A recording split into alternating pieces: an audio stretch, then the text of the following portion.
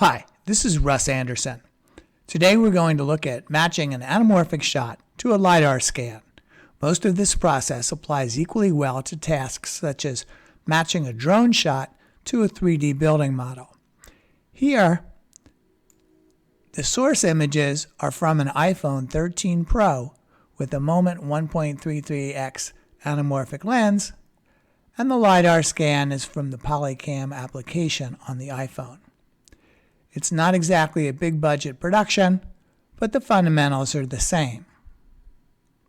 Here's a breakdown of the procedure.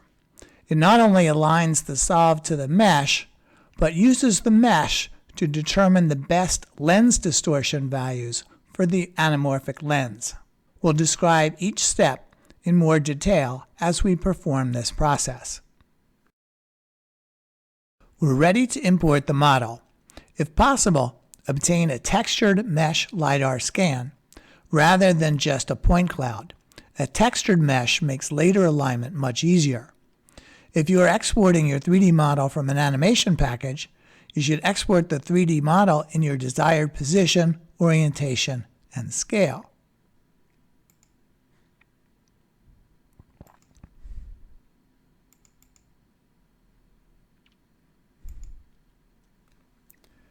Just going to bring up the texture panel and hide the selection there.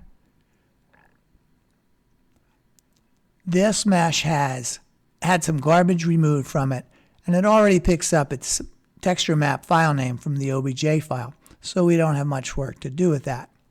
The orientation is pretty good because the scan is auto leveling. We'll just bring up the ground level of this middle part to match the ground level of the coordinate system. To do that, I'm just going to create a plane.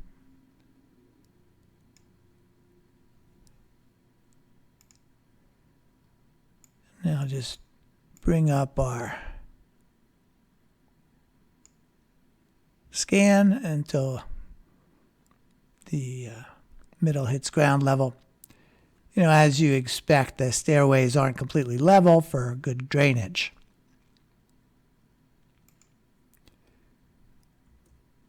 So we have our initial placement of the model. In any case, if you have multiple shots, be sure that you use this same 3D model setup for each shot. We're ready to start tracking the shot.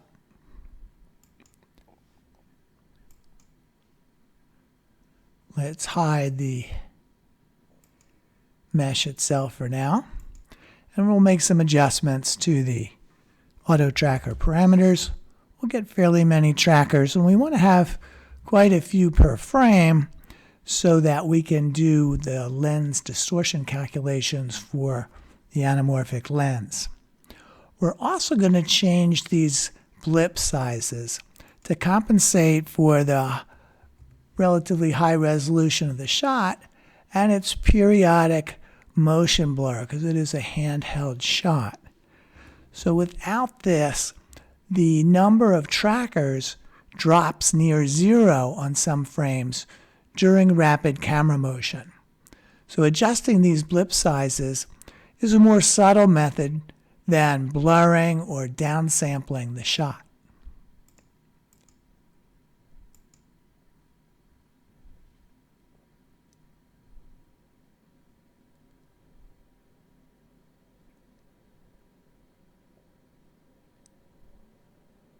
So here are our trackers, and one little trick here is to turn down the exposure. And in a shot like this, that makes it easier to find the trackers out in all this trees over there. So it's just an easy way to look for things. But we're going to declare victory as it is and move on to solving. There are a lot of parameters associated with the full anamorphic lens model that we'll eventually use. Trying to solve for all of them at once at the beginning is often unstable, So we recommend using a gradual approach, starting with a few parameters of the merged model. So let's go to the solver room. We'll select the standard anamorphic merged model, and we'll calculate these first three terms.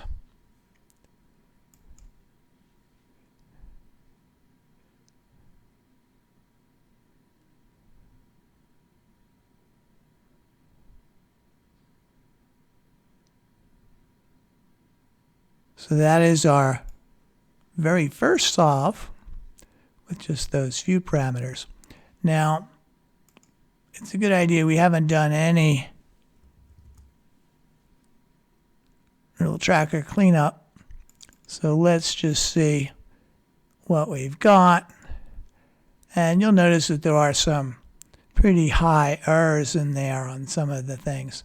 So I'm just going to do a quick cleanup trackers and just clean up some of the worst frames.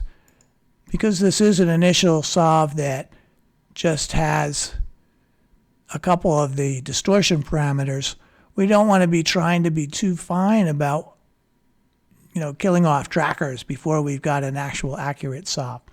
So I'm just going to say, hey, any error that's over 15 pixels, let's get rid of it on that particular frame just to take out a bunch of those really high peaks there.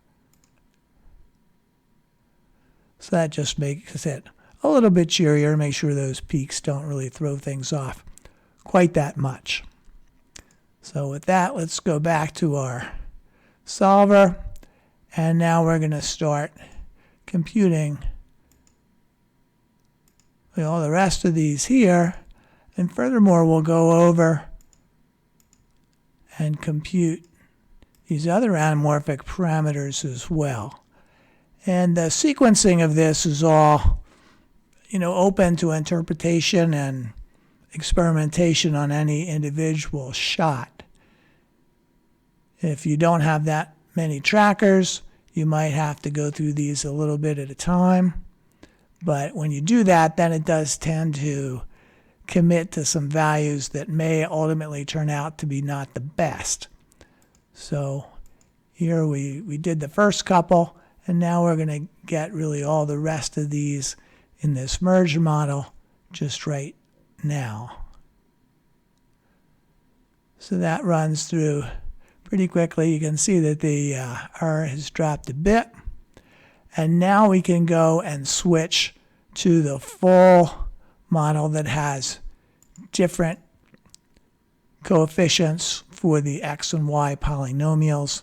So that adds another 9 different parameters to the thing. That's why we don't want to start off with that all at the beginning.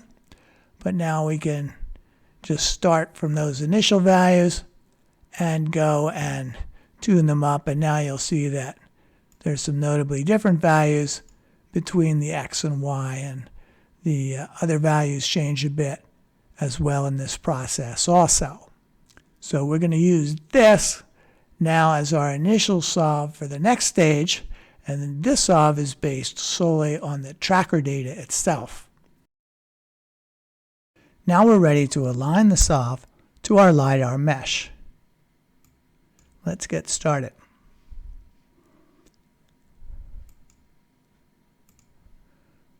We need to be able to see the Lidar mesh, so let's turn that back on.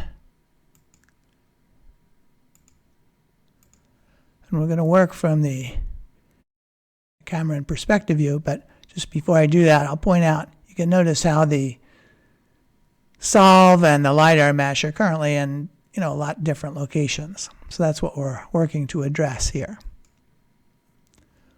We'll hide the meshes in the camera view so that's not getting in the way.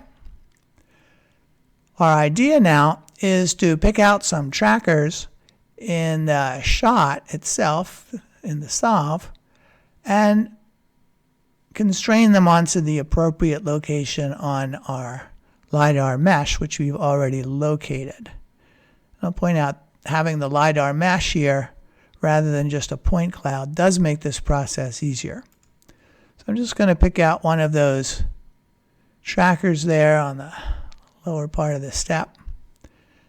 And I'm just using the various right and middle mouse operations in the camera view and the perspective view. In the perspective view, I'll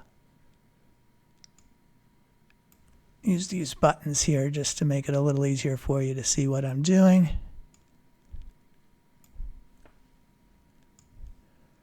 So you can see that tracker matches up on the mesh right over here. So we're going to go into place mode, which lets us put something onto a mesh. And we'll just drop that onto that corresponding location. You may notice that the lighting is a bit different between the scan and the live shot. There's some clouds going by. It makes this matching up process a little more difficult in spots. But there we go to start with. And now we'll go and repeat that for the next one.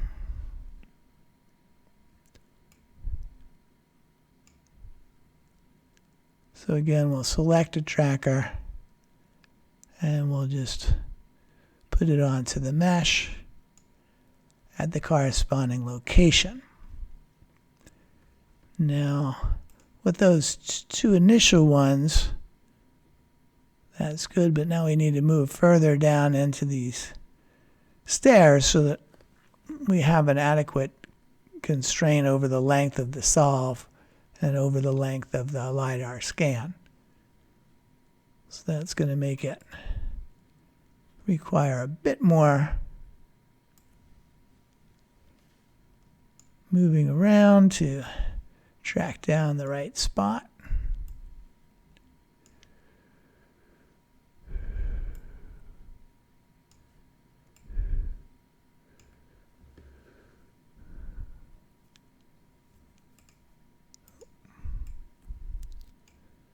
So we'll pick out this tracker there.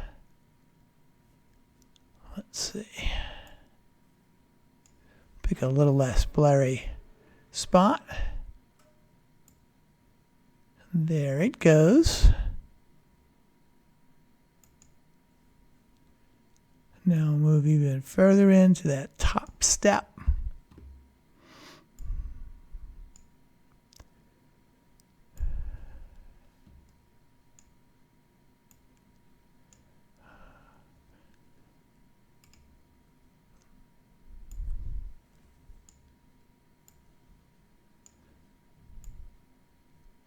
A little tricky when we've got a couple different things going on in the perspective view, the 2D pan and whatnot. But here we go.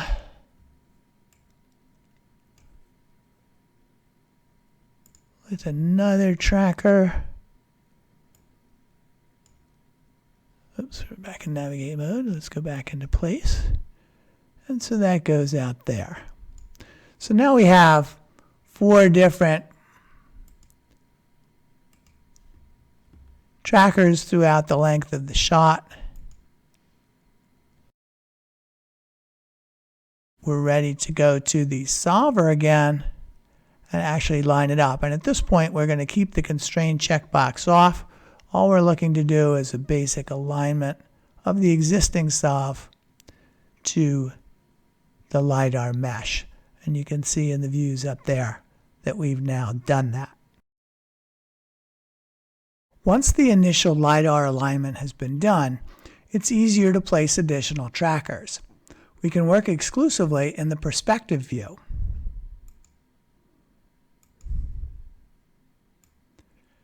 As we scrub through the shot, we can use backslash to toggle solid meshes on and off, switching to wireframe to see the original images, and then to the textured solid mesh mode to see the Lidar scan.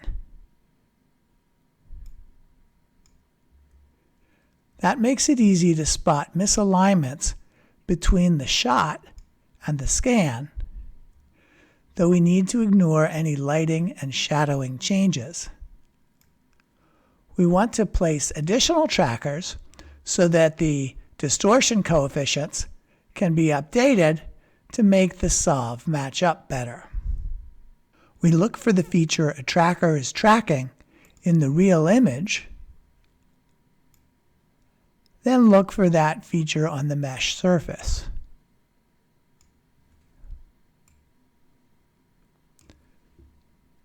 Shift select to grab a tracker, then place it on the mesh.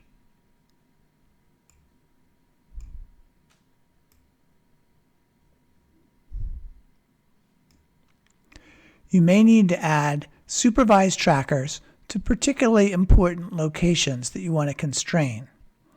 If you only have a point cloud, this step will be more difficult and less accurate, since you can only place onto individual Lidar points then, not an actual mesh, and you'll need to do more trackers. I'll place several trackers now.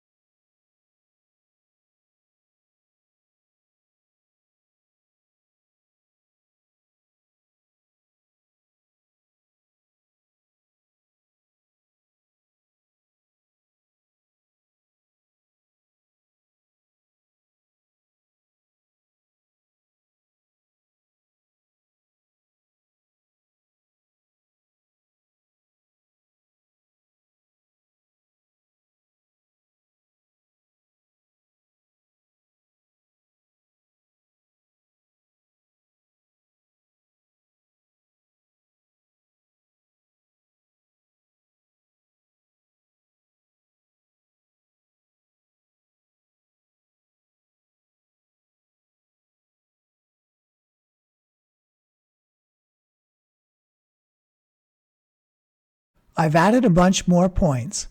We're ready to update the solve. We turn on the Constrain checkbox so that the solve is actively forced to match the constraints, rather than only being aligned as was initially the case.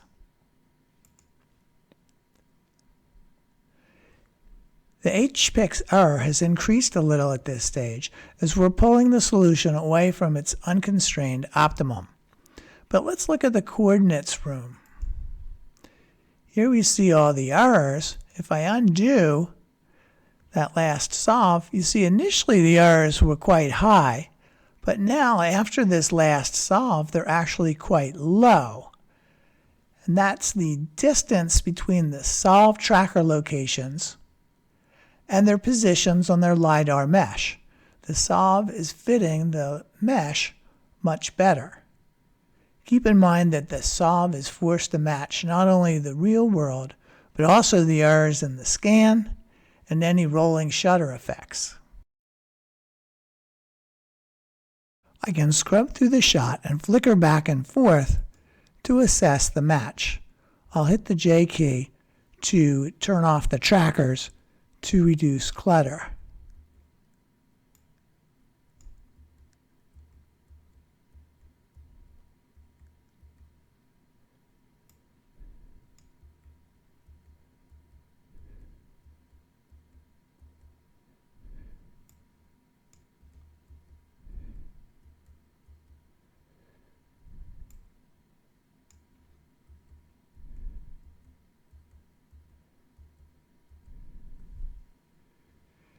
The spots where you see noticeable discrepancies are exactly the spots where you want to position additional trackers on the mesh.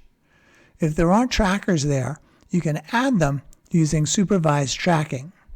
You can keep going back to step 6 to do that as many times as necessary. I'm going to place even more trackers now. I've placed more trackers and refined the solve a bit further. As you do each solve, you should make sure that the distortion values don't become really large.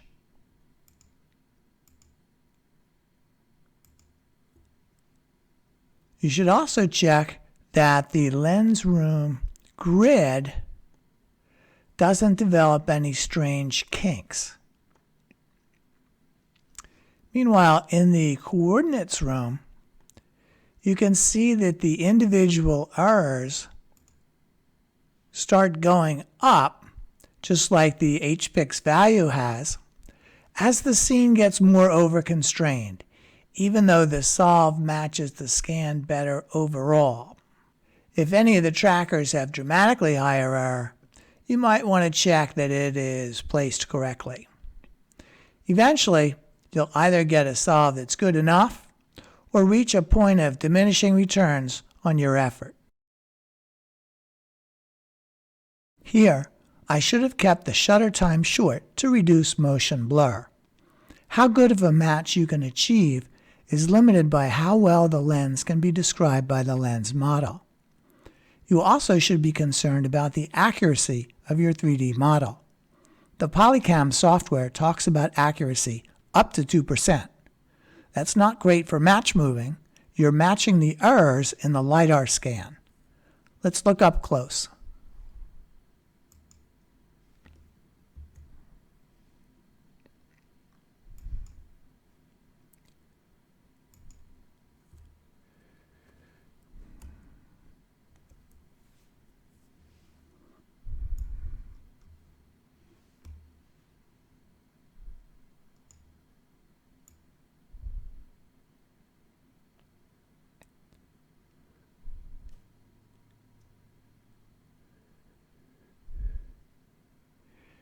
You can see that the vertices aren't well placed near corners, especially on this wall. The models are better in flat areas, not where there are details.